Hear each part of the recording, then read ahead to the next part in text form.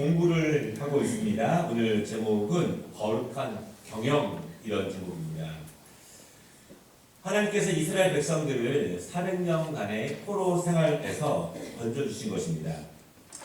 광야에서 공동체를 이루어가고 또 이제 평생 하나님이 주실 그 땅에서 살아가야 합니다.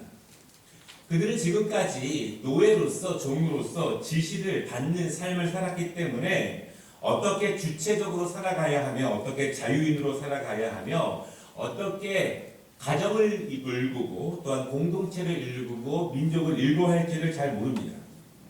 하나님 그래서 레위기 말씀을 통해서 그들에게 말씀대로 가르치십니다. 특별히 모세오경을 통해서 어떻게 가정 공동체를 이룰 것인가, 어떻게 신앙 공동체를 이룰 것인가, 어떻게 사회 공동체를 이룰 것인가, 400년 기간이나 종으로 노예로 살던 사람들에게 하나님이 하나씩 가르치시는 것입니다. 이 가르치시면은요, 두 가지 포인트가 있습니다. 첫째는 하나님의 백성답게, 이 말은 이방 나라와 다르게 이방 신을 섬기는 사람들과 다르다, 이것이 중요합니다. 이방 백성들과 다르다, 그 땅에 가보면 그 땅 사는 사람들과 다르게 너희들은 살 것이다, 그렇게 말씀하십니다. 두 번째 포인트는요, 신앙 공동체라는 것입니다. 하나님만 섬기는 민족이 되게 한다는 것입니다. 너희가 가보면 수많은 사람들이, 너희가 종되었을 때 이집트에서 많은 그 나라 사람들이 수많은 신들을 섬겼는데 너희는 그렇게 사는 것이 아니라 신앙 공동체로서 하나님만을 섬겨 나아가는 것이다. 그 두 가지가 하나님께서 이 율법을 주신 그 목적 안에 있습니다. 하나님의 법은 예배 드릴 때에만 해당되는 것이 아니라고 말씀드렸습니다. 사회 공동체, 국가 공동체, 민족 공동체를 이루기 위해서는 하나님의 백성들이 살아가는 모든 삶의 지경에서, 그 영역에서 이루어지는 것입니다. 가정에서도 하나님의 법이 나타나고, 회사에서도, 국가에서도, 농사를 질 때에도, 장사를 할 때에도 하나님의 백성답게 이방 민족과 다르게 살아라, 이것이 하나님의 말씀입니다. 오늘은 그래서 제목이 거룩한 경영, 이런 것입니다. 어떻게 일구어 나갈 것인가, 내 자신을 어떻게 일구어 나가며, 가정을 일구어 나가며 이 사회를 일구어 나갈 것인가, 하나님의 방식으로 삶을 일구어라, 이것입니다. 오늘 우리가 말씀을 나누겠지만 하나님의 방식은 세상 사람들의 방식과 일반적인 이방 나라의 방식과 너무나 다릅니다. 다르기 때문에 우리는 자세히 배워야 합니다. 다르기 때문에 믿음이 기본이 되지 않으면 그 다른 것을 이해하기가 너무나 어렵습니다. 믿음이 근간이 되어서 그것을 갖고, 그리고 그것을 믿음으로 갖고 그대로 해나갈 때 하나님이 채워주실 것이라고 하는 믿음이 있어야 거룩한 경영이 가능해지게 됩니다. 오늘 몇 가지 그 거룩한 경영에 대해서 하나님이 말씀하고 있는데요. 첫 번째는 안식의 원리입니다. 안식의 원리. 3절과 4절 말씀 보면은요, 너희가 이제 그 땅에 가서 농사를 지을 것이다. 여러분, 몇천 년 전의 이야기입니다. 그때는 농사가 삶의 대부분입니다. 농사에 성공해야 그나마 자유롭게 먹을 수 있습니다. 그런데 하나님 말씀하시기를 6년 동안은 열심히 경작하라. 그런데 7년차가 되는 해에는 땅을 쉬게 하라. 그렇게 말씀합니다. 그런데 그냥 쉬게 하라, 아무것도 하지 말라, 이것이 아니라, 여러분, 아무것도 그 땅에 농사를 짓지 않는다고 해서 그 땅에 그냥 있는 것이 아니라 자연적으로 그 전에 뿌렸던 씨앗들이 떨어져서 자연적으로 자라고 짐승들이 물어들어온 씨가 자연적으로 자랍니다. 6절과 7절 보면은요, 그렇게 해서 7년 때 경작된 그런 결실이 있거든, 그 나무에서 떨어진 결실이 있거든, 생산된 것이 있거든, 그것은 종들과 hum꾼들과 나그네들과 들 짐승들이 먹을 수 있도록 하라, 그렇게 말씀하고 있습니다. 안식년 쉬어라, 이것은 그냥 쉬라는 것이 아니라 누군가를 살리기 위해서 쉼이 필요하다는 것이고, 누군가를 살리기 위해서 중지하는 것이, 멈추는 것이, 지체하는 것이 필요하다, 이것입니다. 7년째 되는 해에 안식하라, 쉬어라 여기에 금지사항이 4절과 5절에 있는데요. 먼저는 씨를 뿌리지 말아라. 너희의 인의대로 씨를 뿌리지 말아라. 저절로 씨앗이 땅에 떨어져서 수확이 얻어지거든 그것을 거두지 말라. 그 열매에 손대지 말라. 이렇게 말씀하고 있습니다. 우리가 쉽게 계산해 보면은 7년 가운데 1년 동안 아무것도 안 하면 한 15% 정도의 손실이 있습니다. 여러분 손실을 생각해 보면 쉬게 할 수 없지 않습니까? 손실을 생각하면 내가 아닌 다른 사람에게 주기 어렵지 않습니까? 하지만 쉬게 하면 하나님의 말씀은 가난한 자들을 배려하고 들짐승들을 배려하고 먹을 것이 없는 사람들을 배려하고 나그네들을 배려하라. 이것이 안식년에 있는 하나님의 뜻입니다. 15%의 손실을 생각해 보면 쉬게 할 수 없습니다. 남에게 줄 수 없습니다. 세상 사람들은 이해할 수 없는 방식입니다. 그러나 하나님은 이 법칙을 주시는 거예요.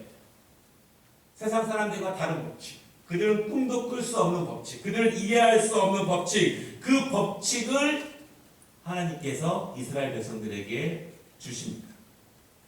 여러분 당시에는요 농사 기술이 별로 없었겠죠. 지금도 농사가 후진적인 기술을 가진 나라들도 많은데 당시에는 어떻겠습니까? 비료도 별로 없겠죠. 이것은 두 가지 정도의 의미를 지닙니다.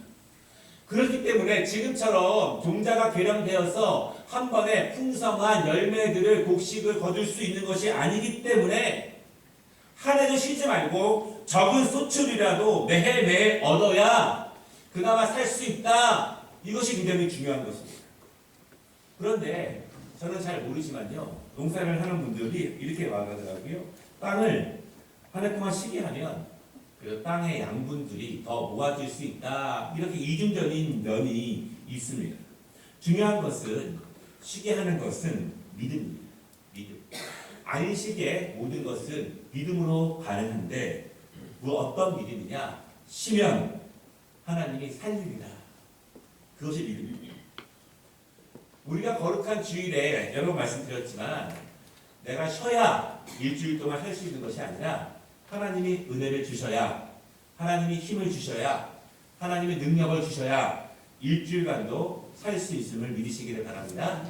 안식일은 주일은 하나님을 위해서 있기도 하지만 하나님께서 우리에게 은혜를 주시기 위해서 우리를 살리시기 위해서 나그네와 같은 고아와 같은 과부와 같은 은혜가 절대적으로 필요한 우리들을 살리시기 위해서 하나님이 이 안식년을 제정해 주신 것입니다. 믿음으로 쉴 수 있는 것입니다. 두 번째 오늘 말씀의 중요한 것은요. 10절 말씀에 있는데 7년이 7번 지나가는 그 절기가 있습니다. 그것을 희년이라고 말합니다. 50년차가 되는 거예요. 77에 49, 그 다음에 50년.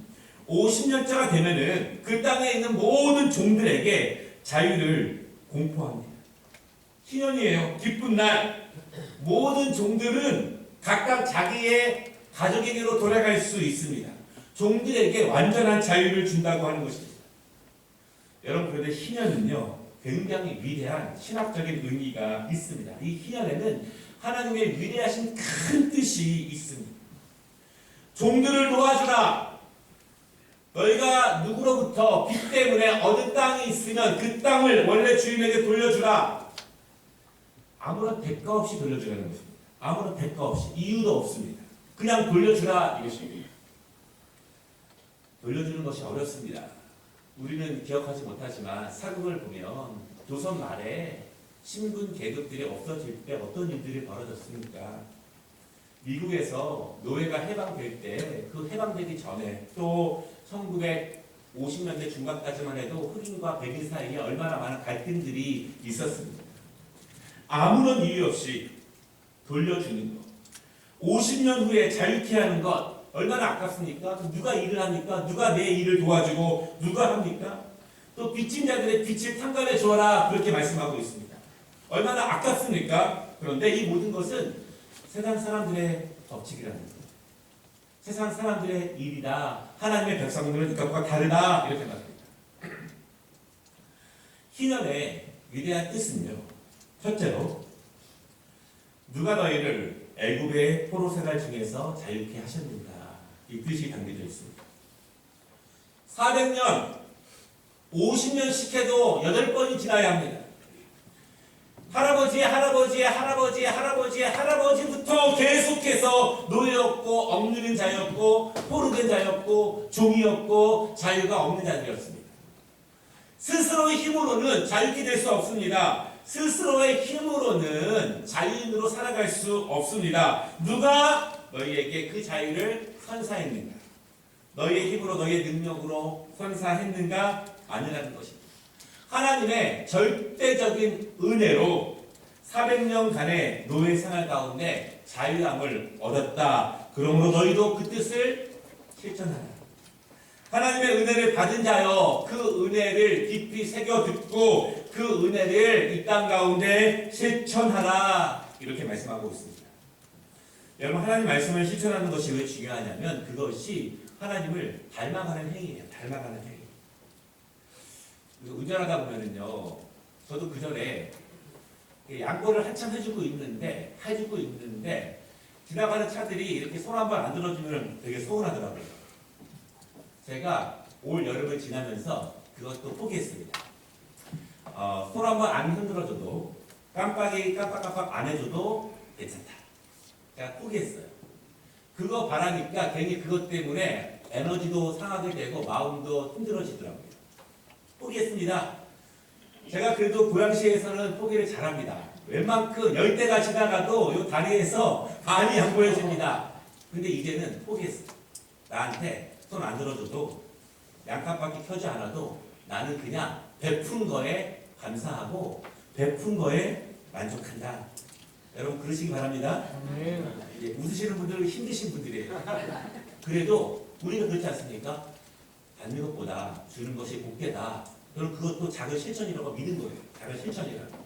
내가 하지 않더라도, 그들이 고마워하지 않아도, 내가 얼마나 기다렸는지 모른다 할지라도 나는 그저 베푸는 것에, 작은 것이지만 주는 것에 감사한다. 이것 또한 예수님을 닮아가는 모습이 아닐까 생각합니다. 하나님은 우리를 끝까지 인내하시고 끝까지 사랑해 주십니다. 닮아가는 것이 거룩해지는 것이고, 닮아가는 것이 정결해지는 것이고, 닮아가는 것이 축복의 길이라는 것입니다. 하나님은 그래서 이스라엘 백성들에게 희년을 선포하고 있습니다. 두 번째, 이 희년의 의미는요, 용서와 자유와 새로운 출발을 의미하고 있습니다. 하나님의 크신 은혜는 우리에게 용서로 표현됩니다. 용서를 행하는 것은 하나님을 닮아가는 것입니다. 여러분, 용서는 자유함을 줍니다. 누구에게? 용서하는 사람에게도 자유함을 주지만 용서받는 사람에게도 자유함을 줍니다. 하나님이 우리의 죄를 용서하셨음을 믿으시기 바랍니다. 근데 하나님은 그 죄를 다시 물으시지 않아요. 꾹 해가지고 잊을만 하면은 한 번씩 얘기하고, 잊을만 하면 한 번씩 얘기하고, 그런 분들 있지 않습니까? 그렇죠? 잊을만 하면은 얘기하고, 용서했다고 말하는데 계속 끄집어내어서 그 기억을 계속하게 하는 것이 인간의 모습이지만, 용서는 완전하게 완벽하게 과거를 묻지 않는다, 이렇게 말씀하시는 것입니다. 그 과거가 완전히 청산돼야 완전한 출발이 시작됩니다. 왜 종이 되었는지, 왜 노예가 되었는지는 중요하지 않습니다. 자신의 실수 때문에, 죄 때문에, 빚 때문에 그들이 종이 되었을 수 있고 땅을 빼앗겼을 수도 있습니다. 그러나 50년째가 되는 해에 모든 것을 원래대로 돌려줍니다. 완전한 용서가 이루어집니다. 그러면 그들은 완전한 자유를 가지고 처음부터 다시 시작할 수 있는 은혜를 주시는 것입니다. 여러분, 하나님은 우리의 죄를 묻지 않으십니다. 아멘? 정말 용서한 것과 아닐까? 사탄은 계속 그걸 가지고 우리를 시험하지만 우리가 진정으로 회개하면 하나님은 우리의 죄를 묻지 않으신다는 사실을 믿으시기를 바랍니다.